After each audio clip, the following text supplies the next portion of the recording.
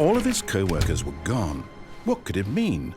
Stanley decided to go to the meeting room. Perhaps he had simply missed a memo.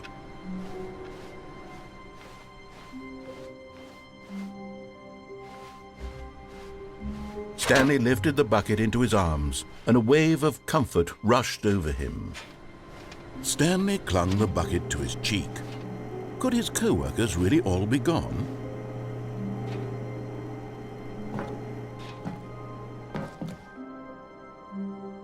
"Yes," whispered the bucket into Stanley's ear. "We've done it. We've escaped from that dull office and that pesky narrator. At last, out here in the white void, we are alone. Now, and for the first time, I can reveal to you my true self." The bucket began to tell Stanley of its life and its history, of the countless wars it witnessed, desecrating the land and lives of untold numbers of innocent humans, and the bucket's own complicity therein, of sadness and regret, and the many years it spent dwelling on the actions it might have taken to curb the madness and the decay, if only it had been stronger, of hope and redemption, and its crusade to uplift the stock of life for the common man, to manifest justice where none existed, and the bittersweet reality of time, to see one's dreams and wishes met halfway, meted out in parcels like charity, and abandoned as soon as the warm glow of inspiration begins to dim. The opportunities to do so much more. There was so much it could have done, perhaps, the bucket wondered to itself. Perhaps if it had seen its own darkness with a clearer perception. This was way too much for Stanley. "What are you talking about?" he screamed. "You're a bucket!" To this, the bucket furrowed its brow. "No," said the bucket. "not since the evil wizard Gambhorata first ensnared me in his machinations as payback for the sacred amulet I stole from his treasured vaults. I was young back then and could not conceive the ramifications of—" "No!" Stanley screamed even louder this time. "This is stupid! You are a bucket! This is so stupid! Why are we even doing this?" As Stanley screamed and screamed and screamed, the bucket revealed its true form, transforming into a mighty beast of untold power, its fangs glistening like...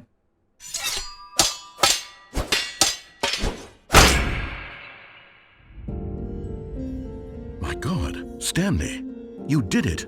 You saved us from the bucket. Thank God you already had all 12 emblems of sages and knew the incantations to summon their true power. Otherwise, we would have easily been overwhelmed by the bucket's power. I'm speechless. You've demonstrated such bravery here today. Come, let's restart the game, and we'll agree to never again go trifling with this bucket, nor the dark magic cast away inside of it.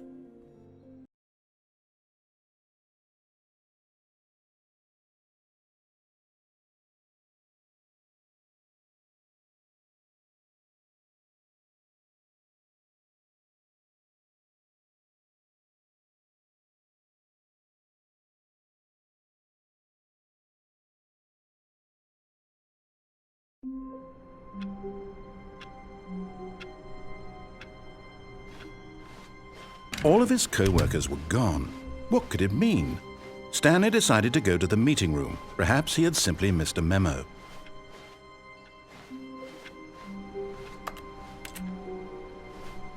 The confusion and the chaos all seemed to melt away as Stanley embraced the bucket.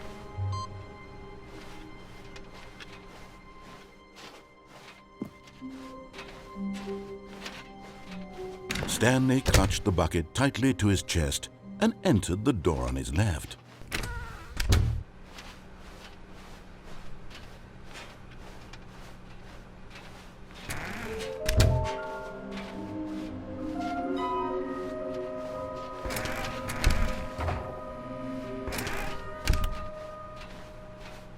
Coming to a staircase, Stanley and the bucket walked upstairs to the boss's office.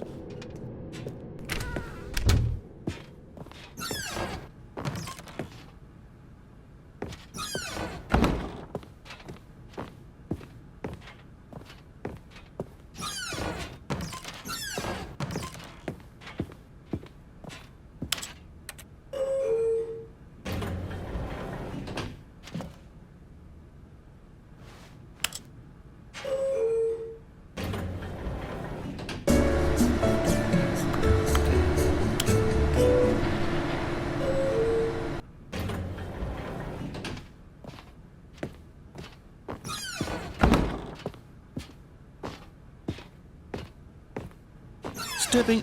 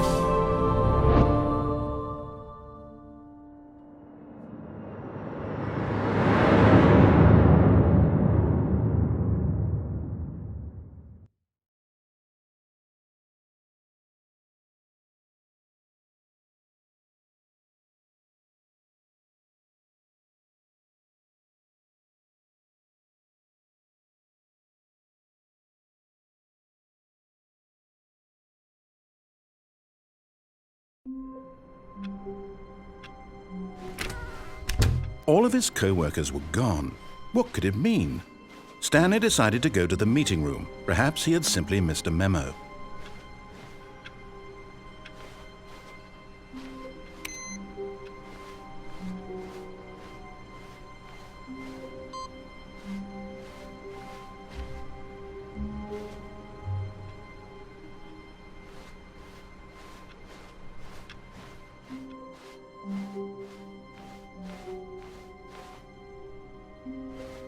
When Stanley came to a set of 2 open doors, he entered the door on his left.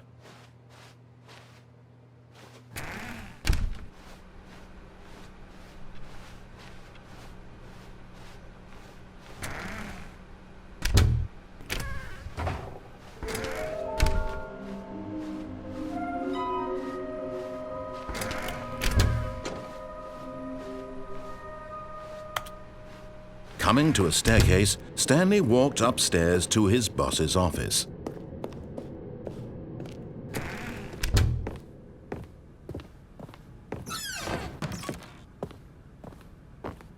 Stepping into his manager's office, Stanley was once again stunned to discover not an indication of any human life.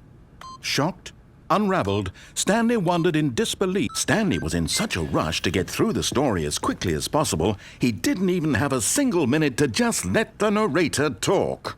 That kind of anxiety isn't healthy, so he relaxed for a few moments with some calming New Age music.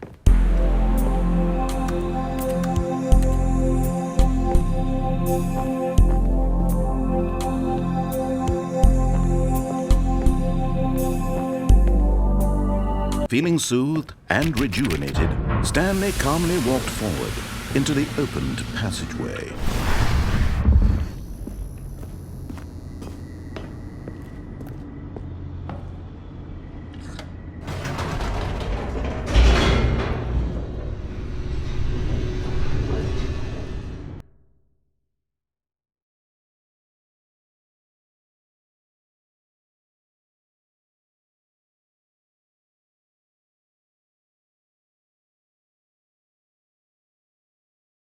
Descending deeper into the building, Stanley realized he felt a bit peculiar.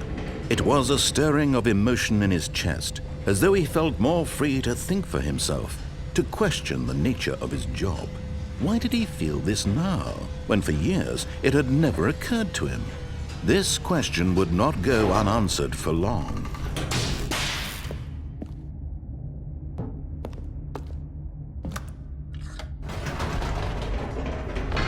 Whoops, nope, never mind. Stanley actually got back into the elevator and went back up. Silly me.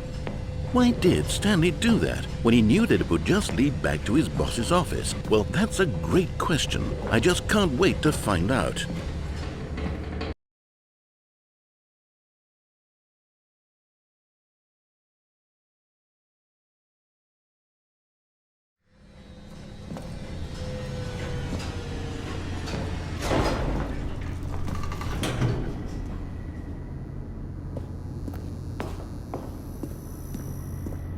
Here we are, Stanley. It's your boss's office. Exactly the way it was before you got onto the elevator. It's still just exactly what it is.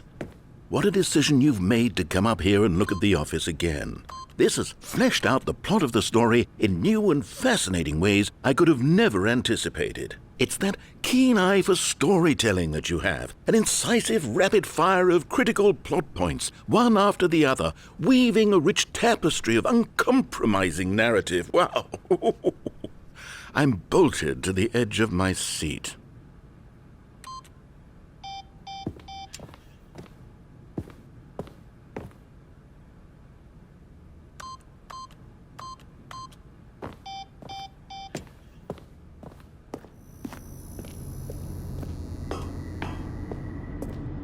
Incredible.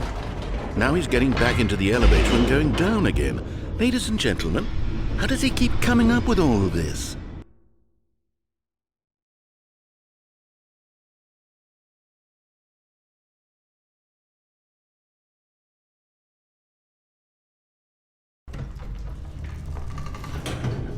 Surely this time Stanley will walk forward into the spooky corridor, won't he? Stanley walked straight ahead through the large door that read Mind Control Facility. Did you think we were going to go forward down the spooky corridor? No. It's time once again to go back up in the elevator. I can't even begin to grapple with what might be up there. Is it the boss's office again? Or what if it's the boss's office this time? The suspense is killing me.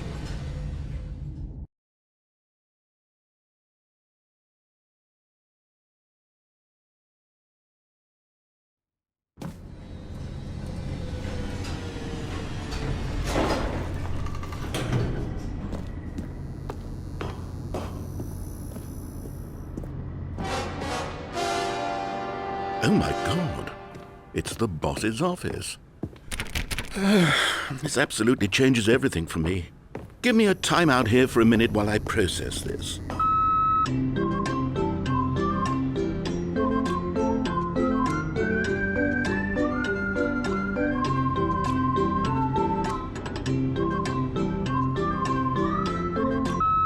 Okay, I'm ready. I'm prepared to embrace this stunning revelation and to move forward with... No, wait. No, I need more time to process.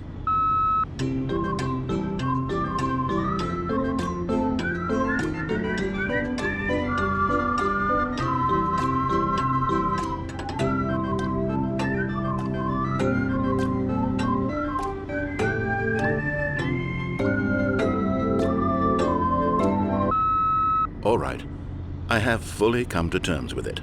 I have made space in my worldview for this astonishing new reality. As before, I turn to your expert eye for gripping narrative, Master Stanley.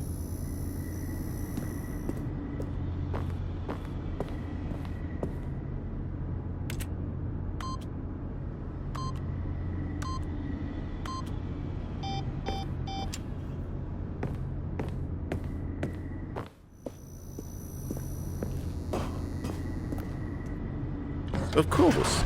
Going back down in the elevator. How did I not anticipate it? I mean, sure, now it's obvious, but you have to understand that 30 seconds ago, this kind of thing had never been attempted before. I had no frame of reference to even anticipate it. That's just how revelatory Stanley's decision-making is. A breath of fresh air in a landscape of storytelling that has grown stale and repetitive.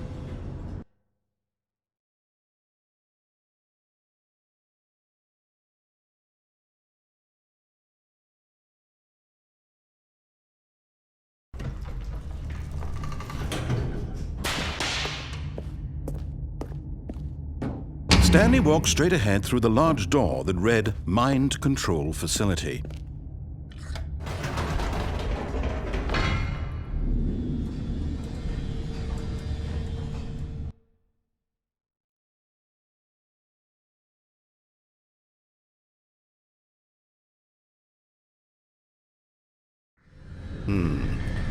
You know what? I've just thought of something. Hold on, let's stop for a moment. Don't you realize? It's the anticipation, Stanley. You and I, we have no way of knowing what will be at the top of this elevator. But the suspense, the agony of waiting and anticipating and having to guess, that's the real thrill. Oh, I simply don't want to let that feeling go. It's so precious, so fleeting. Why don't we take this elevator ride nice and slow? There we go.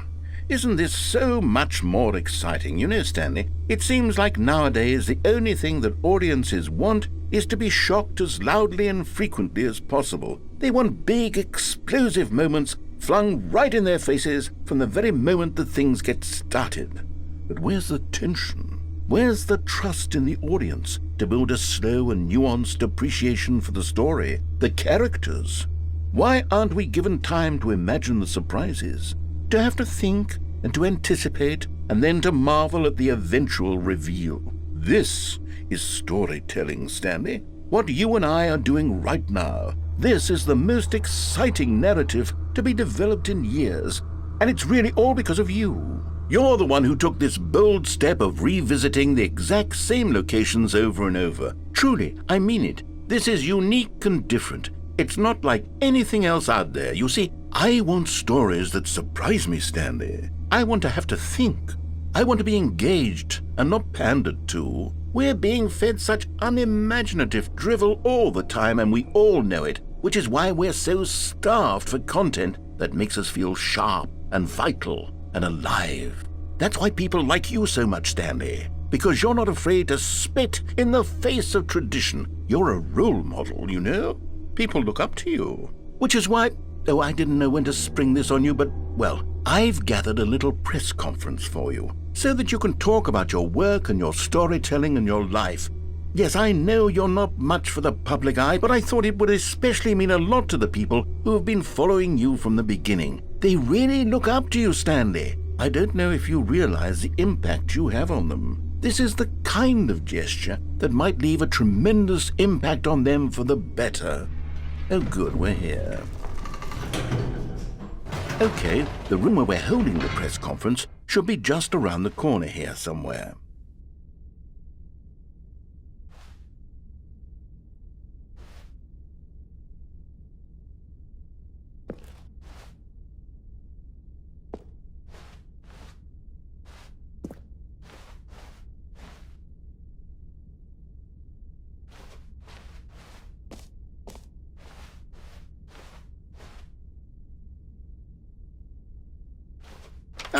Yes, here it is, just through this door.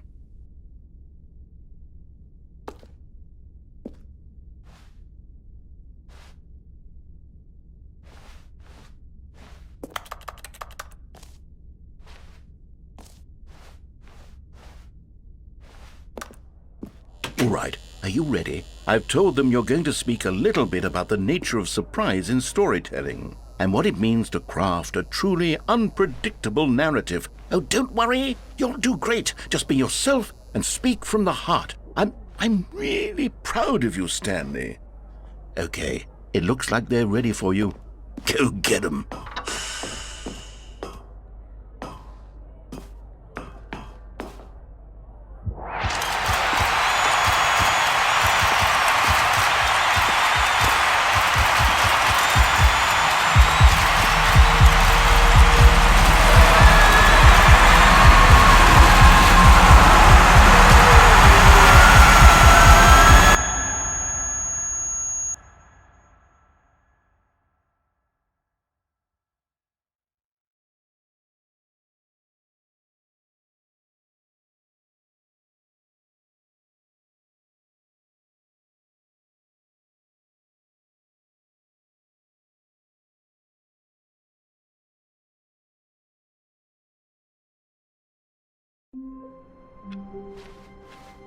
All of his co-workers were gone.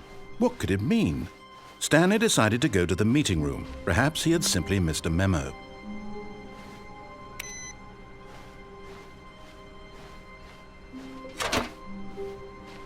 And try not to lose this one too, you dolt.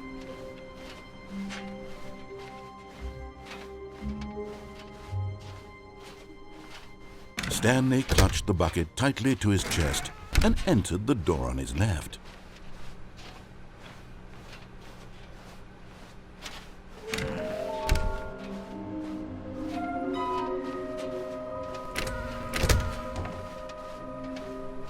Coming to a staircase, Stanley and the bucket walked upstairs to the boss's office.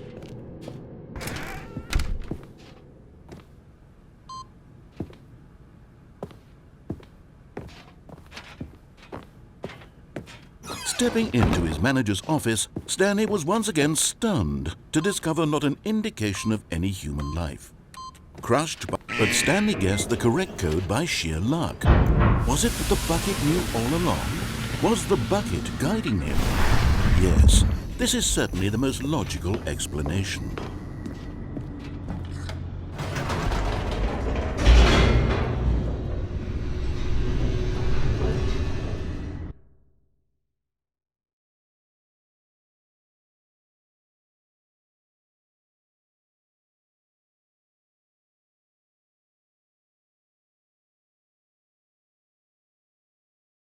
The elevator raced downward, plummeting towards an unknown fate. It would be all Stanley could do to keep himself together, if not for the bucket. Soothing him, comforting him, reassuring that in this darkest moment of uncertainty, he would be all right. The bucket is here for you, Stanley. Everything will be fine.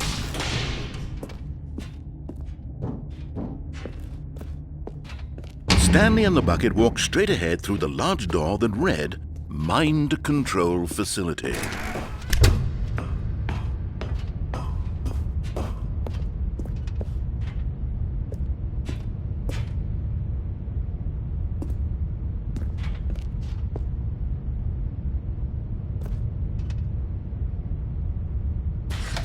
The lights rose on an enormous room packed with television. But just as Stanley was about to proceed further into the mind control facility, he tripped and fell over the railing and into the dark void below. Thankfully, he fell directly onto the bucket, which safely cushioned his fall. Now, what to do next? Stanley wondered. Stanley and the bucket could find no way out of this enormous pit, and so eventually they decided that the best thing to do would be to simply get comfortable down here. So they set up a little couch and relaxed. It really wasn't so bad down here, a bit cold perhaps. After some time had gone by, they installed a few shelves as well, and a sort of kitchenette that was useful for when the bucket was craving paninis. But it wasn't until the rugs and the standing lamps came in that it really started to feel like a home. In fact, after some time, Stanley realized that it had been ages since he had even thought of the mind control facility at all. He'd never gotten to fully explore what was up there, never been able to unearth the many mysteries of the mind control facility. This lack of closure began to eat at him. Soon he was dwelling on his regrets, and the state of their home slowly decayed as Stanley became withdrawn and neglected the cleaning. It unsettled the bucket deeply. Stanley wasn't usually like this. The bucket tried to reach out to him again and again, but to no avail. All Stanley could think about, all he could talk about, was going back, doing it over again, staying on the path. It was a mistake to leave the path. It was a mistake. It was a mistake. I need to do what the narrator says. I need to see the true ending. This made no sense at all to the bucket, which was simply trying to live its life down here as comfortably as possible. Yet Stanley was unconsolable. This isn't an ending. This is just a hole in the ground. The bucket sighed. True, it wasn't an ending. But it's where we happen to be. And maybe, possibly, if we accept the reality of things, maybe this will become an ending eventually. It's what the bucket was counting on. The two of them waited for a very long time.